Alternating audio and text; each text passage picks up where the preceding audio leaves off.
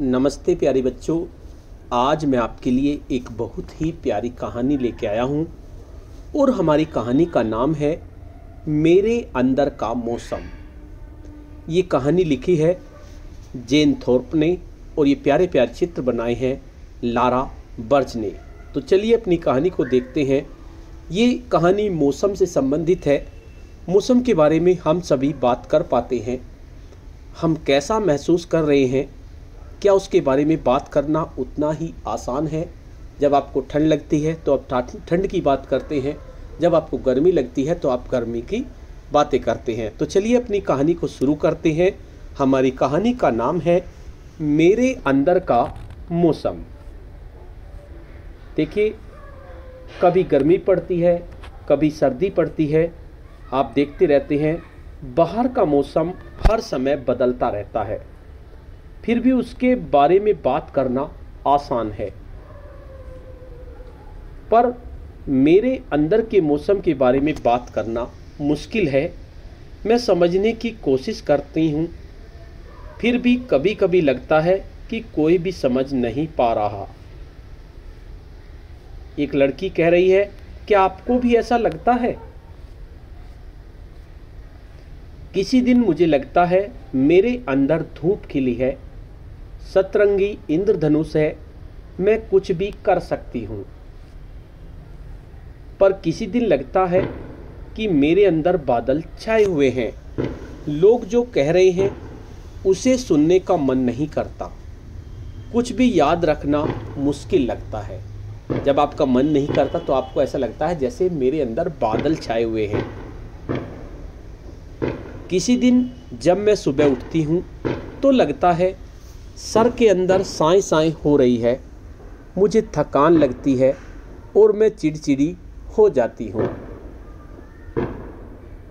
और किसी दिन तो लगता है मेरे अंदर बारिश हो रही है, टिप टिप बारिश जो मुझे उदास कर देती है, या कभी तूफान जिसमें मुझे गुस्सा आता है। कभी कभी मेरे अंदर का मौसम और बाहर का मौसम बिल्कुल अलग होते हैं। कभी कभी मेरे अंदर का मौसम वैसा नहीं होता जैसा मैं महसूस करना चाहती हूँ, या जैसा मुझे लगता है कि मुझे होना चाहिए। क्या ऐसा लगना ठीक है? हाँ, बिल्कुल ठीक है। जब हमें लगे कि हमारे अंदर का मौसम कुछ अजीब है तो सबसे अच्छा होगा कि हम किसी को उसके बारे में बताएं, कोई ऐसा जिसे हम प्यार करते हैं। उसका भी अंदर का मौसम होता है और वो हमारी बात ज़रूर समझ लेंगे। तो बच्चों, देखा आपके अंदर का मौसम कैसा है? आप अपने साथियों को बताइए, क्योंकि आपको भी कभी गुस्सा आता है, कभी खुशी महसूस होती है, कभी आप उदास होते हैं। तो जो आपके अंदर का मौसम होता है उसके बारे में उनसे बातें करें जिनको आप सबसे ज़्यादा प्यार करते हैं। अगर आपको गुस्सा आ रहा है तो भी बताएं, क्योंकि वो भी आपके अंदर का मौसम है। अगर आप उदास हैं तो वो भी आपके अंदर का मौसम है, उसको भी उनको बताएं जिनको आप प्यार करते हैं। अब बातचीत करते हैं इस कहानी पर। हम सभी के मन में कुछ ऐसी जटिल भावनाएं होती हैं जो अलग अलग समय हमारे अंदर चलती रहती हैं। बच्चों के साथ भी ऐसा ही होता है। वो भी निराश, उत्साहित, बेचैन, उदास, ईर्ष्यालु, भयभीत, चिंतित, क्रोधित और शर्मिंदा होते हैं।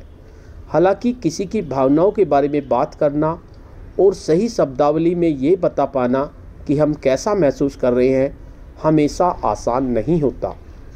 मेरे अंदर का मौसम दिल को छू लेने वाली एक कहानी है जो मौसम के साथ तुलना करते हुए हमारे अंदर चल रही अलग अलग तरह की भावनाओं के बारे में बात करती है।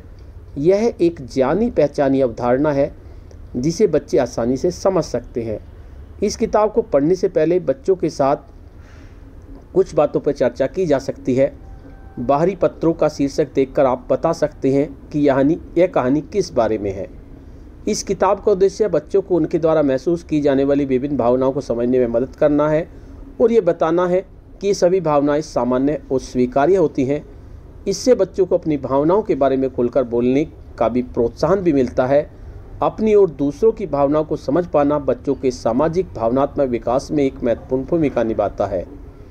बच्चे अपने परिवेश के अनुभवों को बता पाएं, इस कौशल के विकास के लिए उनका अपनी भावनाओं को सकारात्मक रूप से व्यक्त कर पाना बेहद अहम हो जाता है। भावनाओं की जटिलता को समझकर उसे व्यक्त करने के लिए सही शब्दों का चुनाव कर पाने में, आसपास के लोगों की प्रतिक्रियाओं में छिपे भाव को समझने में सक्षम हो पाते हैं।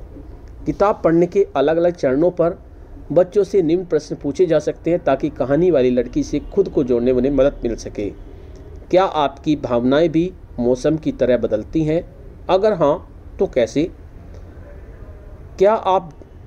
क्या जैसा आप महसूस करते हैं बाहर का मौसम भी वैसा ही होता है? क्या मौसम के साथ आपका मिजाज भी बदलता रहता है? जब थोड़ा अजीब महसूस करते हैं तो क्या करते हैं? क्या आपको लगता है सभी लोगों के अंदर एक मौसम होता है? आप कैसे कह सकते हैं? क्या आपने किसी प्रिय व्यक्ति के साथ अपनी भावनाओं को साझा करने की कोशिश की है? ऐसा करके आपको कैसा लगा?